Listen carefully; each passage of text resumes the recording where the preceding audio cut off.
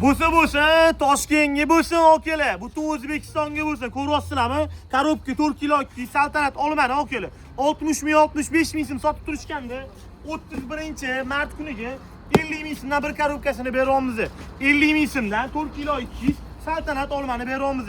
Okalar, faqatgina ilon otidan mana shu korobkasini 50 ming so'mdan xarid qilsanglar bo'ladi. Okalar, faqat buni o'zi emas, ko'rishingiz mumkin. Saltanat olma, okalar, juda ham zo'r, mana. Okalar, 15 ming so'mdan 1 kilosini qilib beramiz. 7 ming so'mdan apelsinlar, kekan, xohlasa assortimenti juda ham ko'p churib qo'yganmiz. Noklarimizni yaqindan ko'rsatib qo'y.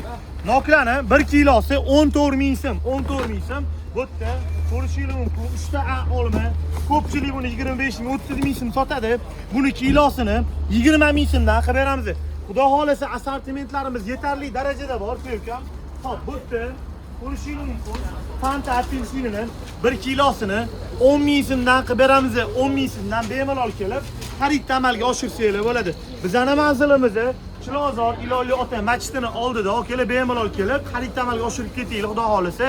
2026-yil 31-mart, xolisingiz bugun keling, xolisingiz ertaga keling, lekin ulgurib qoling. Like bosib, olmani yaxshi ko'radigan akalarimizga, opalarimizga, jiyanlarimizga tashab qo'yinglar. Masalama.